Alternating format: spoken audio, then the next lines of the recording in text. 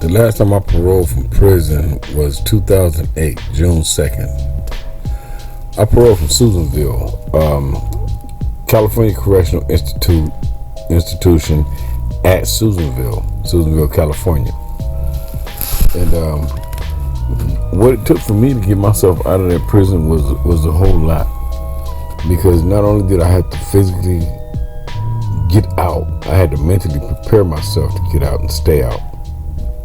There were things that I had to do. I had to start preparing myself because of the fact that I came to terms with understanding that the only thing that separates humans is the way that we think. And when I say that to say that for a long time, I've been in and out of prison so much that in my mind it was embedded the thoughts and the beliefs that I was a convict.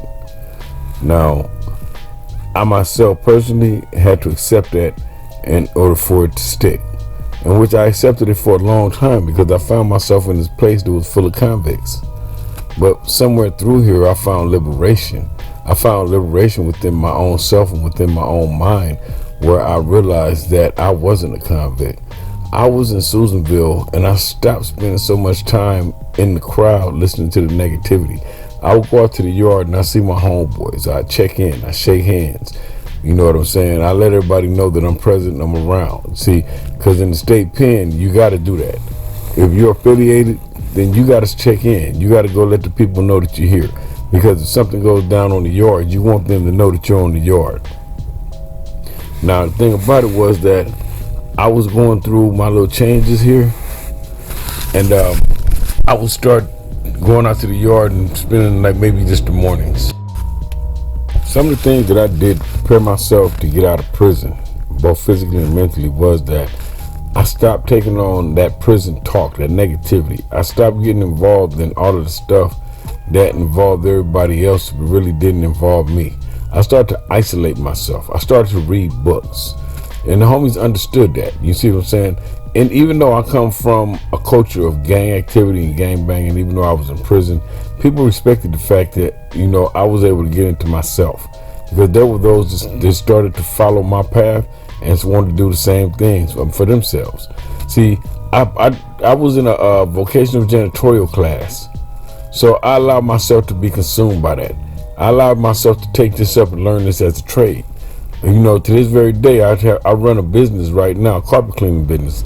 And not only do I run the business, but I own the business. See, you see what I'm saying? So I took what was bad from being incarcerated and I made something good out of it because of the fact that I've learned to make my money from working legally. And not only working legally, but working for myself with the trade that I learned while I was in prison, because I actually didn't like the class. But when the teacher started talking to me about carpet cleaning and the teacher started explaining to me the kind of money that could be made just cleaning carpet, that really got my interest, and that was something that I capitalized and I built on. But back to what I was saying though, I took the time to really start assessing myself. And that assessment, I wasn't happy with what I found. New Year's Eve, 2007, I was sitting in the dorm with the homeboys. We were sitting up smoking weed and we were celebrating the new year. And one of the homeboys had just came back from a family visit and he had a gang of weed and he rolled up a bunch of weed and we was just in the dorm getting fucked up. And the homeboy gave everybody a joint. And I hit my joint a couple times and I passed it. And the homeboy was standing there with me. He said, the homeboy standing right next to me because there was about 4 or 5 of us. But the homeboy that was standing right next to me, he looked at me and he said, "What's the matter?" I said, "What's the matter?" He said, "You know, I passed it." He said, "What's the matter?" I said, "Nothing, I'm cool." He said, "You cool?" I said, "Yeah." I said, "I'm done." He said, "You done?" I said, "Yeah, I'm done." He said, "What that mean? You don't ain't smoking no more tonight?" I said, "Nah, man, I'm done, man." He looked at me and said, "So what that mean? You ain't smoking no more? You ain't smoking no more this week?" You know, he was trying to measure me. He was trying to measure what I meant by saying I'm done. I said, "Man, I'm done." Even though I was high right now, we was smoking some good weed. I made a conscious declaration at that moment in life. And don't ask me why, don't ask me how. But what I came up with at that moment was that I came to the determination that I can't succeed if I'm under the influence. If I'm smoking marijuana, then I'm excluding myself. I'm counting myself out.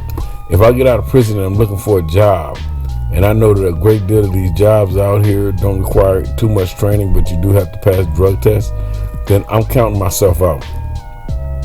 And that's something right there that I couldn't do. So what I did was, that was my last time smoking marijuana, really. And we were sitting back, and everybody's tripping. They said, "Now you're gonna smoke weed again, this and this and this," because I've smoked weed for over 30 years. So everybody that ever came in contact with me was used to smoking weed with me. But I was done. That was it. That's all she wrote. And for some reason, I had enough. So when the day came for me to parole, June 2nd, 2008, I found myself in a situation where I was kind of confused because I didn't know what to do. And when I say I didn't know what to do, I mean that, imagine I've been in jail 2.5 years. Now, at the same time, I've been incarcerated 2.5 years. When I left, I was generating somewhere in the area of about maybe $3,000 a day. You know, this is the crack game I'm talking about. You know, I would sell maybe about $3,000 worth of crack a day. And I mean, that's not even a whole lot considering the streets of LA and considering what the possible revenues could be. You know what I'm saying? But what I did was I came out and not only did I stop smoking weed, but I swore that I would never ever sell crack again. I swore it off. So now I'm doing my thing and I'm out in the world. Man, the world was hard. When I tell you the world was hard, I mean the world was hard. I went out looking for jobs and I couldn't find jobs. I found myself at Labor Ready. You know, for those who don't know, Labor Ready is the temporary labor agency. You know, where you work for minimum wage. You do the hardest work for the least pay. And that's what I was doing. I was out there slaving for money. I was slaving for money. And I ain't gonna lie to you, it was rough. It was hard. But I stayed down. I found myself at a point where it seemed like nothing went right. I found myself at a point where I was living downtown Los Angeles on Skid Row. And I swear I couldn't even figure out how I got there. I used to wake up in the morning and I would be in my own head, I would be in a crisis. Between my heart and my mind, I would be in a crisis. Because I knew what I just left from, you know, being that I just got out of prison. I knew what took me there. But then I would always think about how much money I made and figured, was that the value of my freedom? Is $3,000 worth my freedom? You know, because I made a lot of money.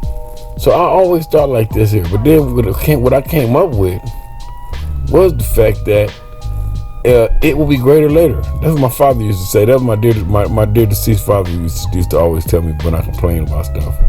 My father has some good sayings. And one of the things that my father told me about money, my father told me, he said, "Son, there's no need to complain about money. You don't remember your first dollar and you haven't seen your last." And I swear that sticks to me.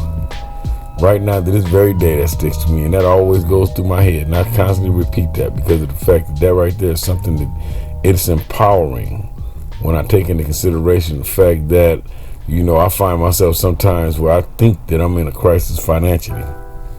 But at the same time, my father also used to told me how, you know, I start complaining about stuff. My dad said, "Hey man, it'll be greater later." And it did get greater later, but it got hard first. And when I say it got hard first, I found myself living downtown on Skid Row. I wasn't living on the streets, but I was living in a hotel downtown. Anybody know those Skid Row hotels? No, those Skid Row hotels are worse than prisons. I would find myself living there, man. I didn't know what to do. But you know, I just stayed down. And I'm gonna tell you, and I'm not the only one that's going through this here. That's been through that. There are guys right now that might be listening to this that come fresh up out the prisons. That can't figure out their path in life. Don't know up from down. Don't know what to do. Everything seems like it's going wrong. Everything seems like it's going bad. But what you can do is just stay down, stay focused, move forward. See, one foot in front of the other takes you somewhere. You know, you just don't want to be where you were yesterday. Because where you were yesterday might be a bad place to be in today. You don't want to go through the depression. You don't want to go through all of the anxiety and stress that goes along with being where you were yesterday. You got to move forward. See, you know, you can go to labor ready. Even though they're going to work you hard and pay you little, you got a job. You're going to make some money. See, in America, you're going to do something because you got to have some dollars in your pocket. It costs money to breathe air. It costs money to drink water. So what I did was I was downtown and I just never gave up. I stayed down, man. I stayed focused, man. I went to labor ready every day. I saved my money. I eventually was able to get out of downtown and rent me a room.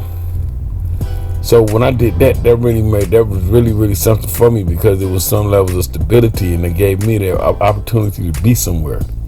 Rather than being in a place where I'm around a bunch of drug addicted people that I don't even know and I'm worried about stealing my stuff. I'm worried about breaking in my room when I'm not here. I'm worried about, you know, just any old thing.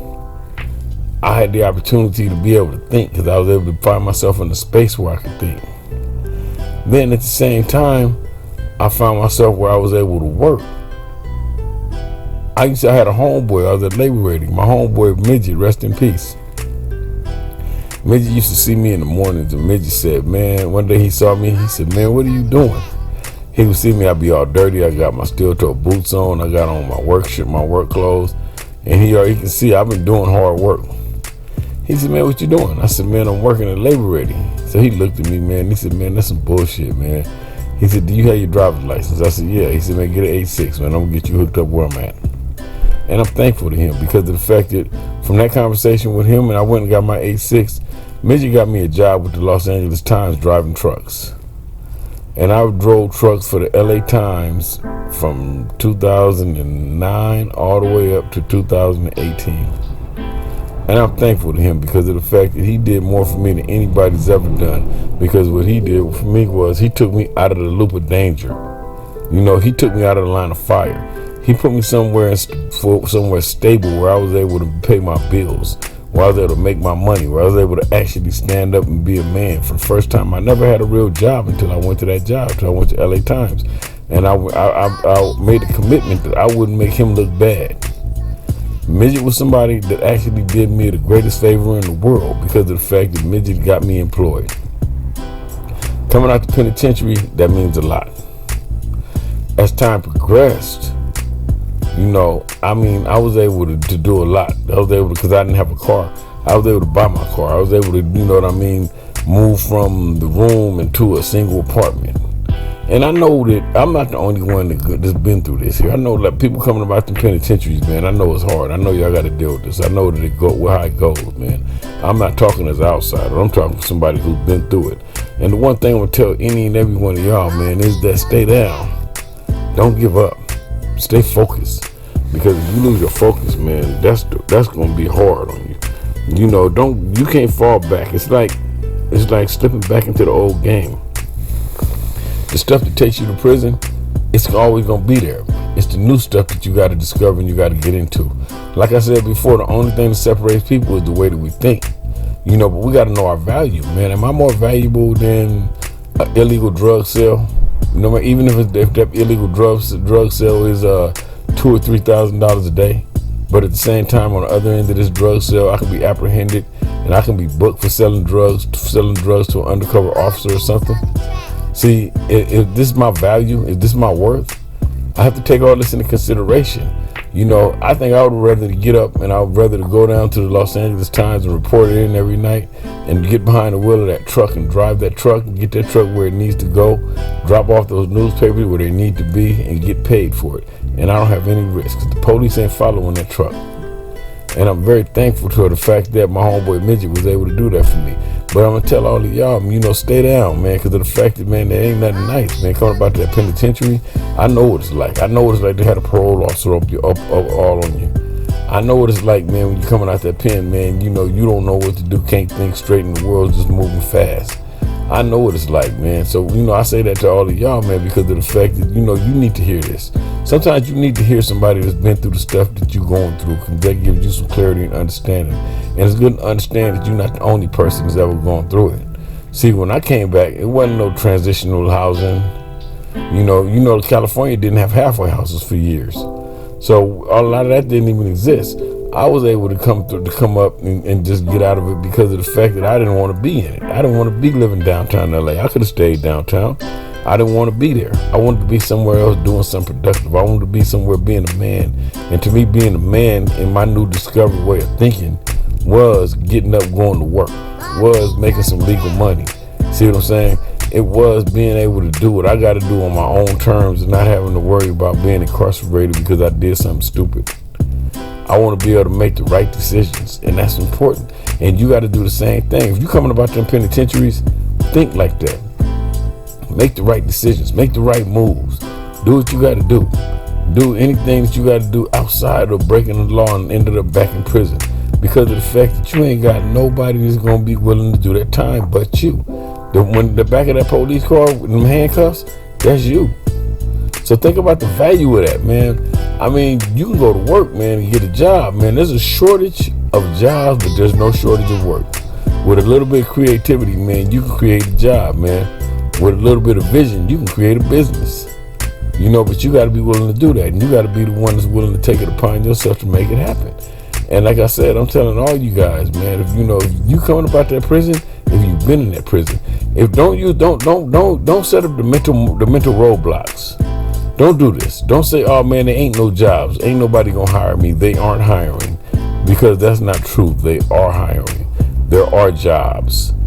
You just got to get out here and pound the pavement. You might have to find that one job, but you got to get turned down 20 times. You see what I'm saying? You might have to get turned down 20 times to find that one. Is it worth it? Hell yeah, it's worth it. Because when you find that one, then you're going to be done looking. But you got to be willing to get out here and be told no 20 times. You got to get out here and be willing to take on the sacrifice. You got to be willing to get out here and pound the pavement. You got to be willing to make it a job looking for a job. And that's very important. You got to be willing to do whatever it takes to prep yourself to be in position to work. Prepping yourself means that you might have to take some employment classes, which ain't not hard.